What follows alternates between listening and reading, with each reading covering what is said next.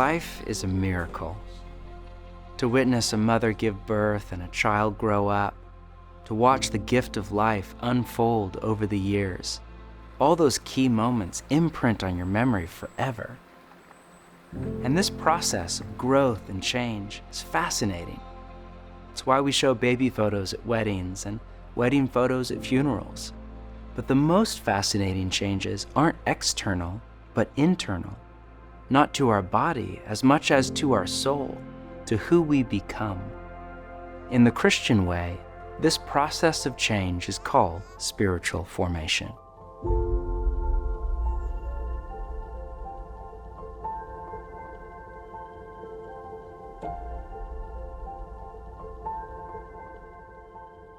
Last week, we covered the 3 goals of a disciple or apprentice of Jesus: to be with Jesus, to become like him, and to do as he did. And we said spiritual formation is the process by which all this happens, by which our spirit or our inner woman or man is formed into a particular shape or what we call a character, whether it be the character of Jesus or the character of someone else. The language of spiritual formation comes from the New Testament. For example, in Romans 12, Paul writes this to the followers of Jesus in the city of Rome: "Do not conform to the pattern of this world, but be transformed by the renewing of your mind." Notice the 2 verbs, conform and transform. Both verbs are from the same root word in Greek, metamorphao, where we get the English word metamorphosis, the word for the process by which a caterpillar is transformed into a butterfly. One lexicon defines it as to change the essential form or nature of something. This is the word picture for the depth of change that is possible in the human soul. Not just surface level behavior modification, but deep change in the heart. And in Greek, both verbs, conform and transform, are in the present passive tense, meaning they are something that is already happening to you.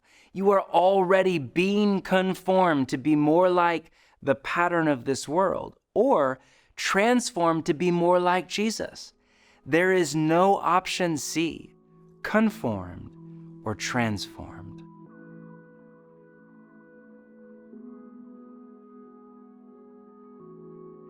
When I first moved to New York City, one of the things I noticed was how much the city itself shaped me. New York is a formation machine. It affects your level of aggression. It affects the pace at which you walk. In fact, sociologists tell us that if you live in New York for a while, you will actually begin to walk faster than people in other cities. The stories of New York, the architecture of New York, the history of New York all work on you subtly and slowly, where when you go back and visit your families for the holidays, they often say, "What's happened to you?" And the answer is, "New York has happened to me." But you're never really aware of it in any given moment. And I think that's such an important recognition for me as a pastor, because so often people are naive and they think, I'm not being shaped by anything.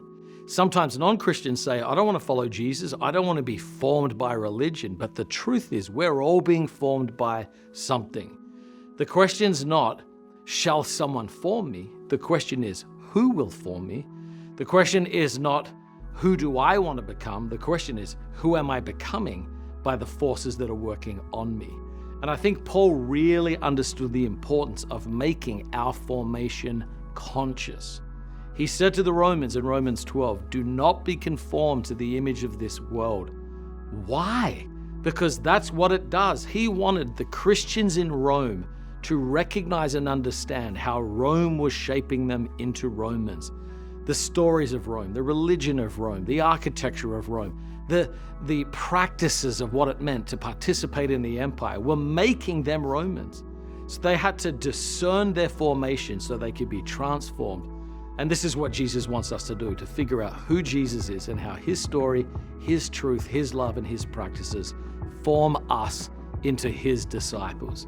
So the great question is not, shall I be formed? The question is consciously determining who it is that will form you.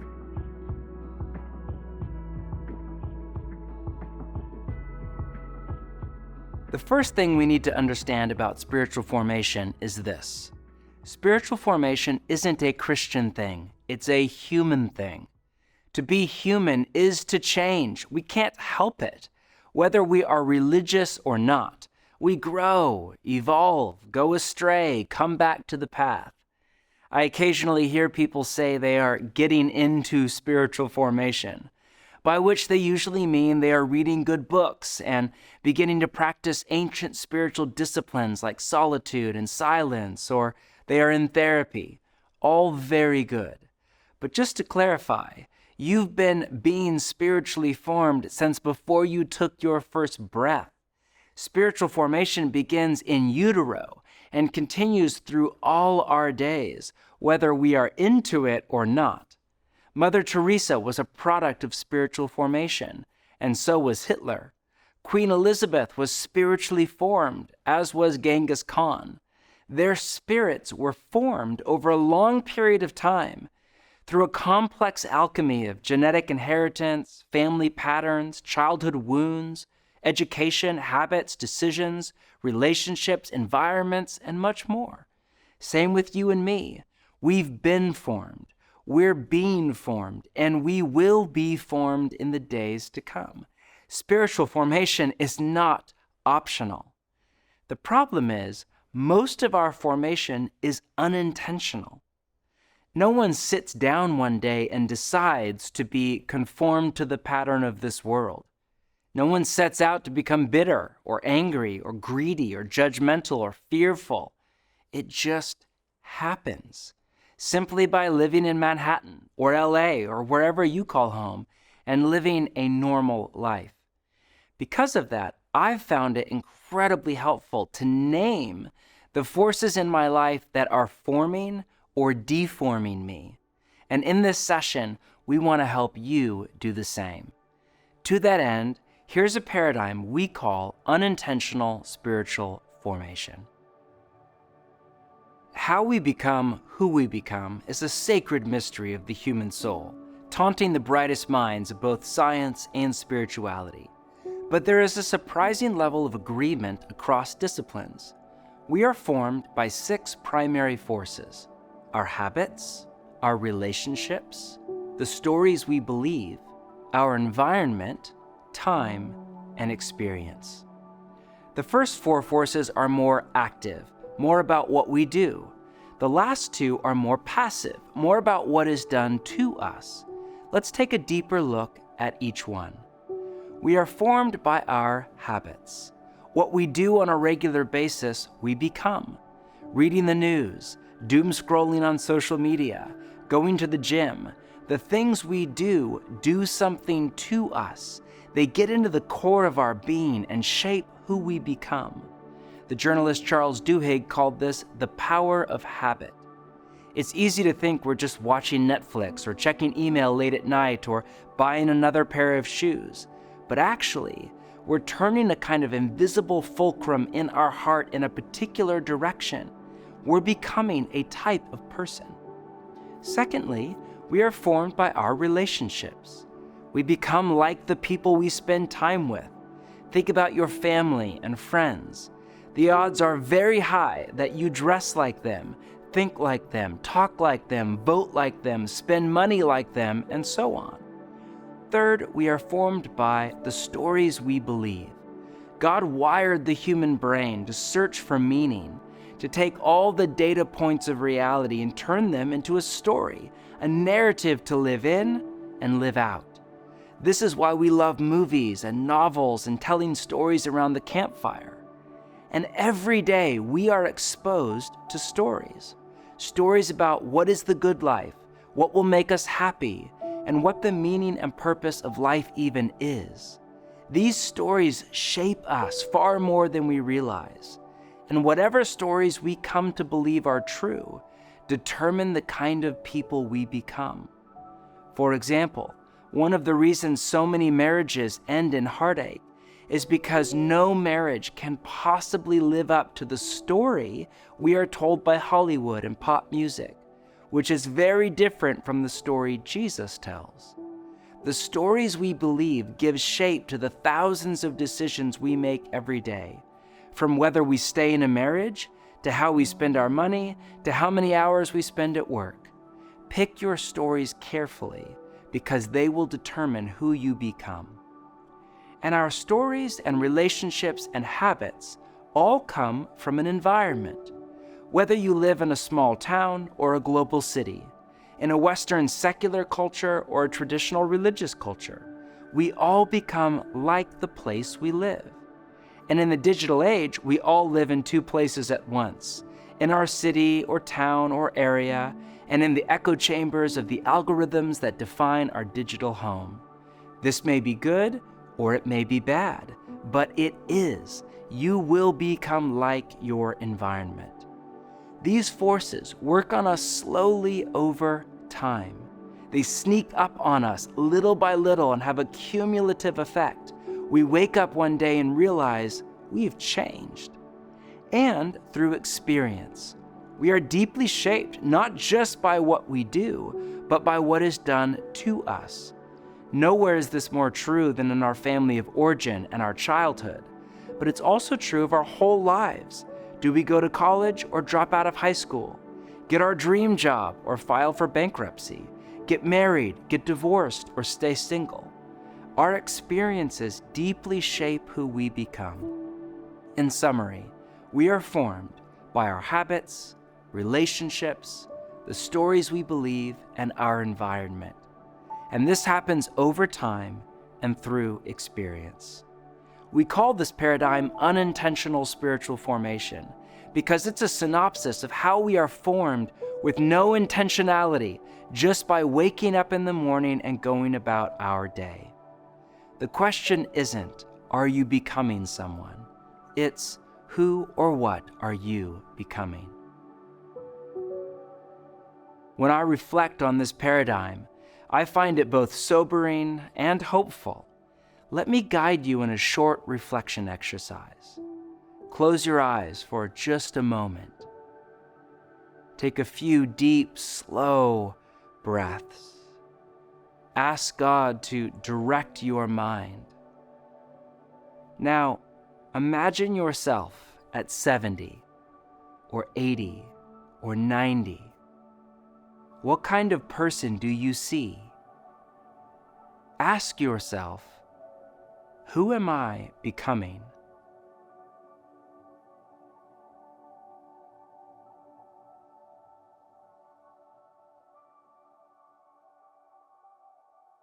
I remember the first time I ever did that exercise.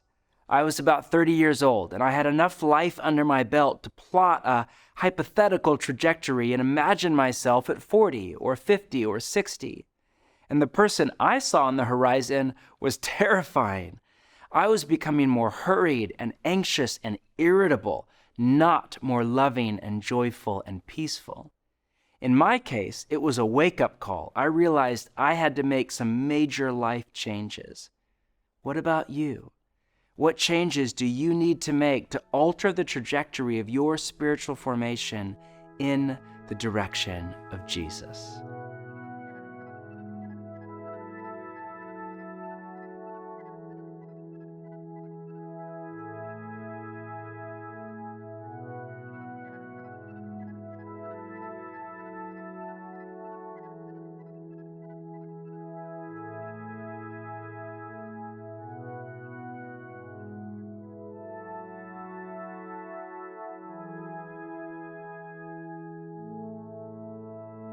Thank you for listening. Now it's time to process this truth about spiritual formation together. You may be feeling a number of emotions as you realize you're becoming a person, and that all sorts of forces in your life, from your morning routine to your friend group to your social media feed, are deforming you more than forming you. Let's process this together. Circle up in groups of 3 to 5 people and talk through the following questions. The first, what habits do you keep in your daily and weekly life, and how might they be shaping you? This may be as simple as what you do after you wake up, what activities fill up your free time, or as complex as how you respond internally and externally to interruptions in your day. Second, who are the most important people in your life? And what do those relationships look like? Third, as you reflect on your own journey, what stories have shaped the way you view the world, and where do these stories originate? These stories could be, what's your version of a good life? What should you spend your money on? How should you interact with your family? And fourth, did God reveal anything new to you in this session that you want to say more about? Take a few minutes and discuss.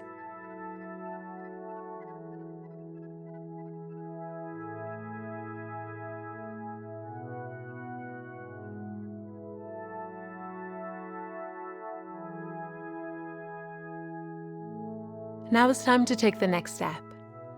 For those of you reading the Practice in the Way book alongside the course, this week we're reading part 2. And as we said in the last session, each week we'll offer a spiritual exercise for you to move forward in your discipleship to Jesus. Everything we offer is invitational. We make recommendations, you make decisions. But open up your guide to session 2 and let's explore this week's spiritual exercise.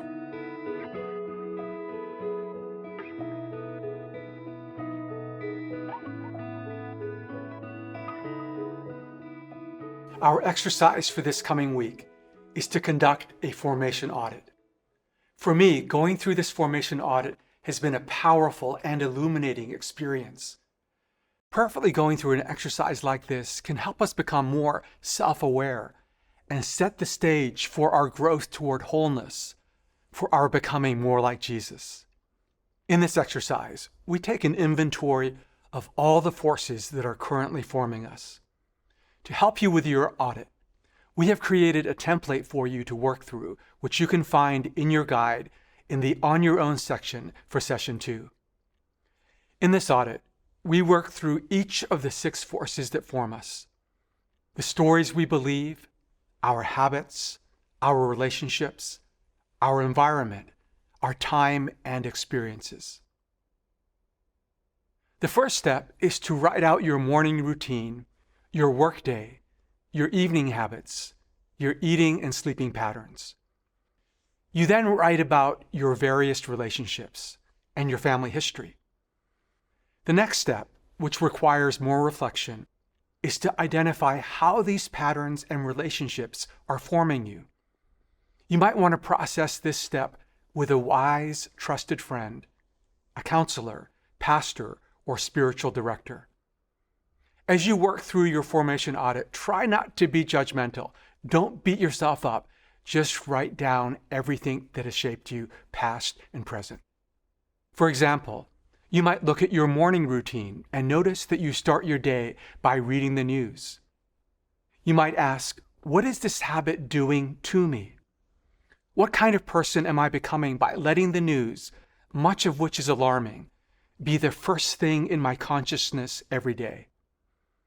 As you reflect on your routine, you may consider how you might develop a new morning routine, like the one we started last week, beginning your day with quiet prayer and reading scripture. Similarly, as you reflect on your day at school or work, you might think about your interactions with people. Do they leave you feeling stressed and anxious, or energized and grateful? Finally, you might consider what you typically do at night. Do you tend to be on your phone, watching Netflix, or playing video games? Or perhaps you have a ritual that helps you recollect the day and give thanks. How do these habits and rituals shape you? Remember, try not to be judgmental. Don't beat yourself up. Just write out all the forces in your life, past and present. This exercise can take more than an hour. We encourage you to take an evening this week or a quiet morning to do this. Although it's a longer exercise, it can open the door to profound transformation as you grow in self-awareness and are inspired to establish habits that help you grow into the person you long to become. As you reflect on these forces, ask yourself, how are they forming me? Are they leading me to a sense of life and peace and closer to God? Or are they causing me to feel restless, anxious, and distant from God? As you continue your daily prayer rhythm you practiced last week, use some of that time to offer whatever feelings, desires, insights, or interactions you have to God, and pray that the Holy Spirit will lead you onto the path of life. As you conduct your formation audit, as David prays at the end of Psalm 139, may God search you and know your heart, test you and know your anxious thoughts, and see if there is any offensive way in you, and then lead you in the way everlasting.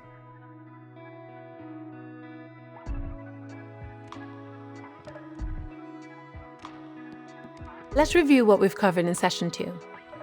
Spiritual formation isn't a Christian thing. It's a human thing. We're formed by a complex web of forces, but especially by our habits, our relationships, the stories we believe, and our environment. This happens over time and through experience. Most of our formation is unintentional. One of the most important questions to reflect on is, who am I becoming? And am I being intentional about who I'm becoming? One of the best ways to do this is through this coming week's practice, a formation audit.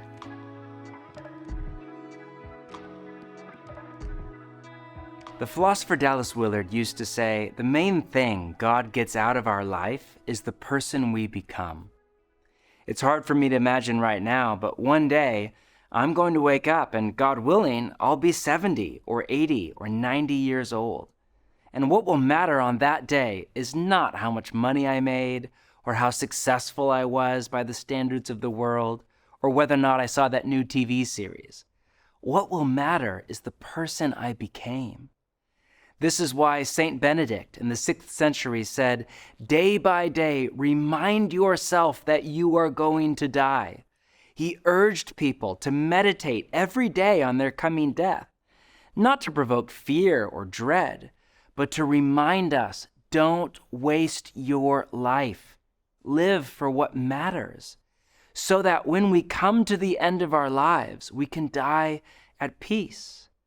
But this will require us to reflect on our life today and connect the dots between how we are living and who we are becoming.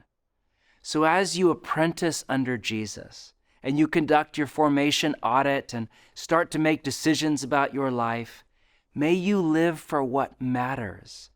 May you treat each day as a precious gift to be stewarded with gratitude and joy. And may every day find you more and more at peace in God.